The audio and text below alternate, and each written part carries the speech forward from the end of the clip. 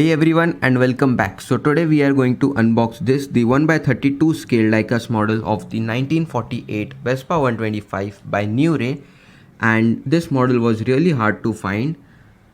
But talking about this model feels really very premium and it is also really nicely detailed. The whole model is made up of metal except the exhaust pipe, kickstart and the handle, and the fit finish of the model is also really nice. And I have also unboxed a 1946 Vespa 98. So if you want to see that video, I'll provide the link in the description. And if you have yet not followed me on Instagram, then do follow me on Instagram on _RPM_Redlines for daily updates. And let's get back to the video.